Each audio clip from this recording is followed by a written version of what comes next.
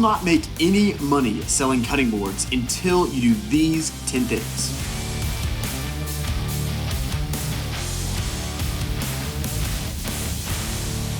So I've been selling cutting boards for a very long time, many years. Cutting boards were one of the first woodworking products that I actually was able to sell for money. But I've made a lot of mistakes. I've made a lot of cutting boards that never did sell or didn't sell for enough money, or I lost money on selling these cutting boards. So here are 10 tips that I want to give you to help you make money selling cutting boards and charcuterie boards.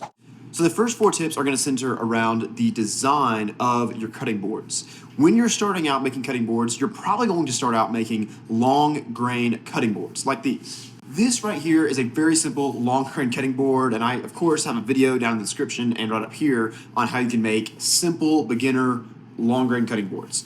Now, when I first started making these, I was trying to save money because I was just getting started in my woodworking business. I frankly didn't have a lot of money in my business checking account, and so I was trying to make these long grain cutting boards with the least amount of material possible. I want to keep my material costs low, and so what I did was I made these boards like 3/4 of an inch thick. Made a lot of them, maybe like a batch of, I don't know, 12, however many, and they did not sell very well. Sold some of them, didn't sell great, even after taking them to multiple craft shows. And here is the reason why. When you're making something like a long grain cutting board, it's very basic and you need some design interests. So what I recommend is making these things really chunky. I know that's more material costs, but you will be able to sell these boards at a higher price point because when your customer picks these up at a craft show or sees it online, they're going to say, wow, that's a really heavy duty cutting board because it's twice as thick. This board is probably almost 2 inches thick, maybe 1 3/4 thick. This one tip sounds so simple, but if you're going to be making those simple long grain cutting boards, I'd recommend making them chunky. Now, as you get more advanced in your woodworking skills and you start selling more cutting boards, then you'll have the time and money to make in-grain cutting boards, something like this. Once again, you know I have a video down in the description and right up here on how to make in-grain cutting boards. They're a lot of fun to make because there's endless possibilities of designs, as you can see here. Now, in-grain cutting boards are great because, once again, they give you much more design interest. This board looks way more interesting than this board. There's also more time involved in making an in-grain cutting board, so you want to make sure you price accordingly. And at the end of the video, I'm going to talk to you about how I price cutting boards, so stay tuned for that. But here's something that you might not have known about in-grain cutting boards that you have to tell your customers and it'll help you make the sale, is that in-grain cutting boards, because of the way the wood fibers are arranged, will actually keep the knives that's cutting on these boards sharper for much longer. So every time I'm at a craft show, let's say I have a long grain board here selling for $60 and I have an in-grain board that I'm selling for $100, I'll always say, hey, I know this in-grain's more expensive, but this is going to keep your knives sharper for much longer. And a lot of times people, they think about that, they think about how beautiful the board is, and they'll buy this in-grain cutting board. So in-grain sells very well as well. Third design tip is to use some router templates to create amazing handles on your cutting boards or charcuterie boards. In my shop, I have several of these router templates. These are from Crafted Elements. I'll leave a link to their website down in the description. I've used a lot of their products here on the channel. And I love their router templates because they give you the ability to make repeatable but identical cutting boards and charcuterie boards. So let's say you find a shape on their website that you really like. Let's say it's this handle, for example. Now you can start making cutting boards that are this exact shape. And let's say you're selling your cutting boards online, maybe at an Etsy store, maybe you have your own website, which is probably best. And you know this is a cutting board shape that I'm going to sell. You can now start making your cutting boards to order because you know I'm going to be able to create a cutting board that has the exact same shape as the one on my website, even though I'm not selling that exact board. Router templates are a great little design feature to take your cutting board game to the next level. And then the fourth design element that can help you sell cutting boards, at least in my experience, is by incorporating epoxy into your cutting boards and charcuterie board designs. Now, personally, I would not recommend that anyone sell a epoxy kitchen board as a cutting board. I've seen people on the internet who say, yeah, you can cut on epoxy as long as it's a food-safe epoxy. I personally would not recommend that. I tell that to my customers. I say, hey, This is beautiful. I wouldn't chop veggies on it. You can serve food on it, but I wouldn't chop on it. That's just kind of my philosophy on epoxy and cutting boards. So I always market them as serving trays or charcuterie boards, not cutting boards. But epoxy will sell very, very well. You can sell those epoxy projects for a much higher price point. If you're at a craft show, what I've noticed is what brings someone to your booth is usually an epoxy project. They'll see the pop of red or blue or black or whatever color you've dyed your epoxy, and it just catches their eye and they'll walk over to check it out. And then maybe they'll buy something else. But epoxy is a great way to take your design flair of your cutting boards to the next level. And of course, if you want to see a video of me making epoxy serving trays, boom, right up here, or boom, down in the description for after this video. So those are 4 design tips. Now let's talk about the finish of your cutting boards. If you make a beautiful cutting board, let's say you have a beautiful design like this, but your finish is bad, no one's gonna buy your cutting board. Once again, I've been guilty of this so many times. Number 1, make sure you use a food safe finish. This probably goes without saying, but I think my first cutting board, I put like polyurethane, not food safe polyurethane, just like normal. I might have even put like a Cabot stain. That sounds terrible, I know, but make sure you use a food safe finish. If you're gonna use a charcuterie board or a cutting board, people are gonna be preparing food on that or serving food on that. And if they can't trust that the materials that you've used on that cutting board are food safe, it's not gonna be good for them, and they're never gonna buy another cutting board from you. So make sure you are using food safe finish.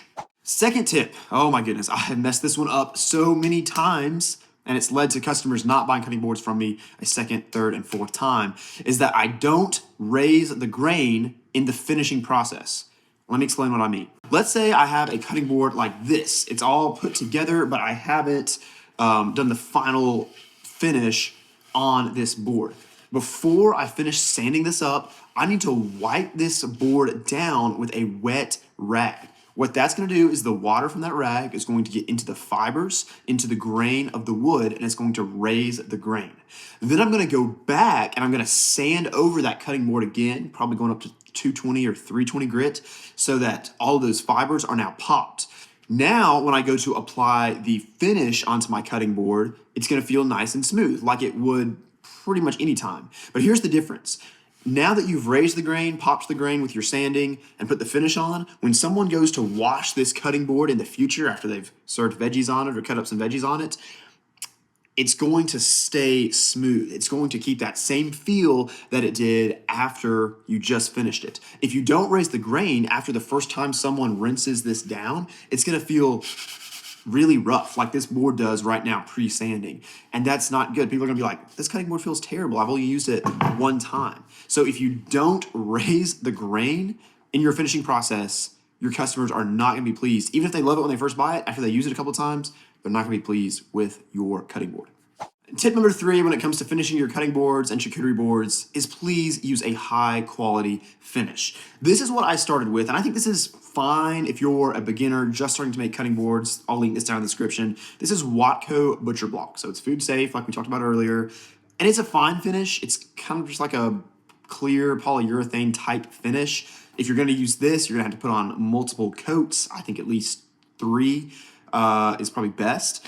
And it's a fine finish, but what I'm using now that I much prefer, and they're not sponsoring me, it's just I think it's a better product, is Odie's oil. Now, Odie's oil is gonna be much more expensive than this Butcher Block. I think at the time of me recording this is around $16 to $20, and this is like $55 to $60. Okay, so much more expensive here, but this will actually go further, and it's just a much higher quality finish, both in the way it seals your lumber, but also in the way it will make your products feel. I'm telling you guys, when you up your quality of finish that you're using on your cutting boards, it makes a massive difference. You're even going to be able to charge more for your cutting boards. I'll leave a link down in the description to Odie's oil, as well as a starter kit with Odie's oil that has some other supplies that will be helpful.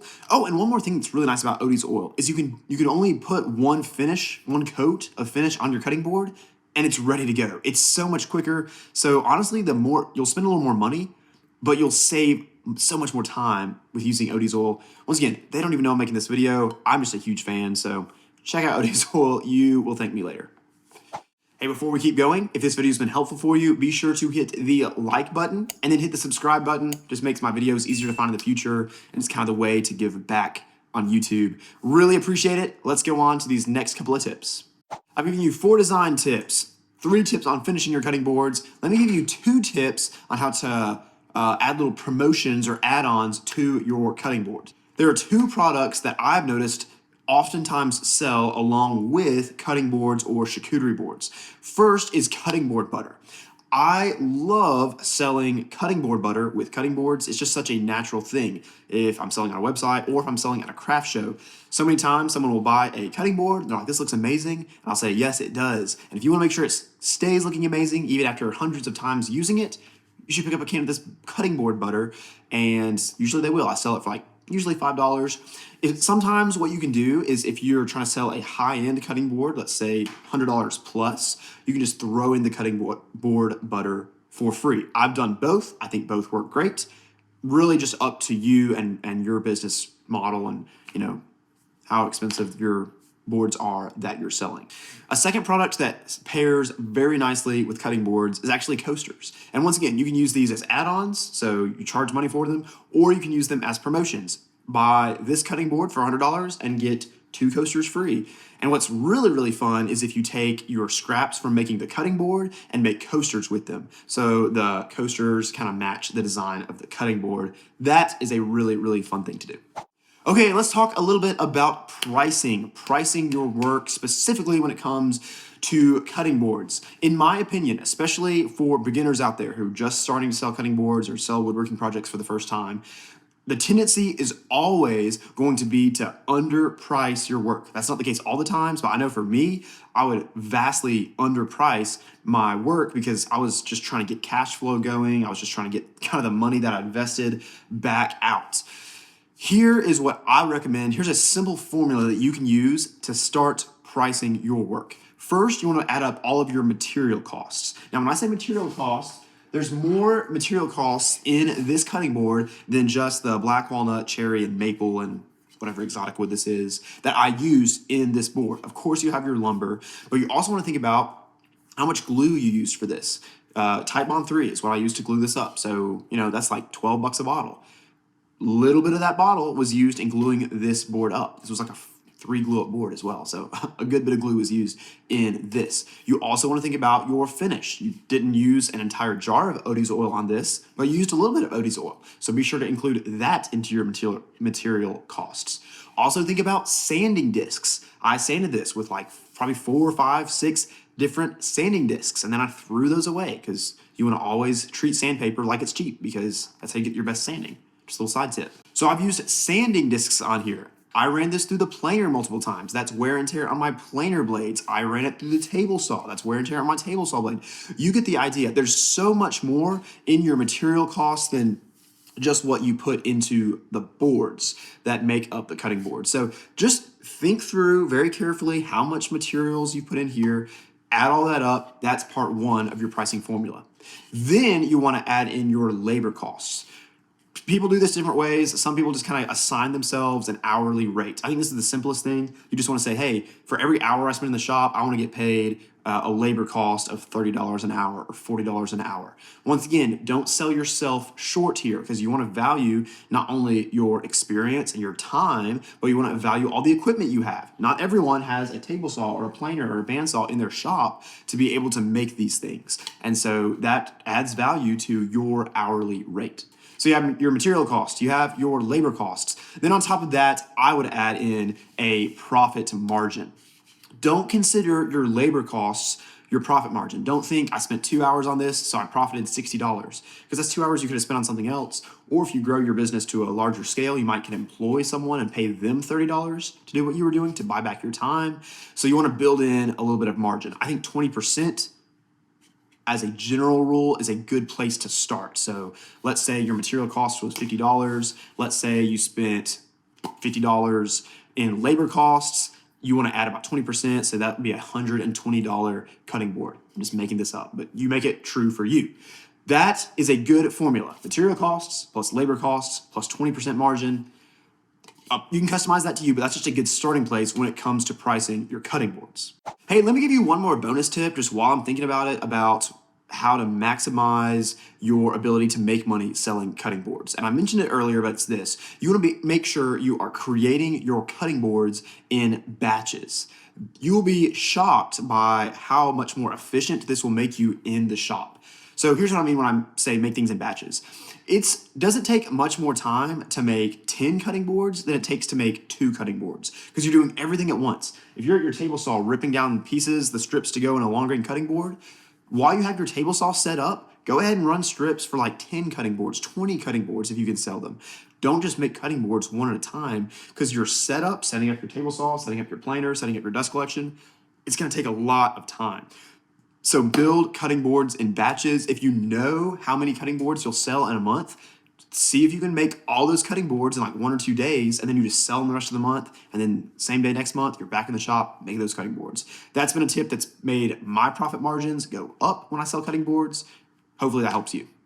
Hey, like I said, there's lots of videos I have on the channel about the technical how to make cutting boards and charcuterie boards. So here's 2 of those videos. There's more down in the description. Check out one of those videos and I'll see you there.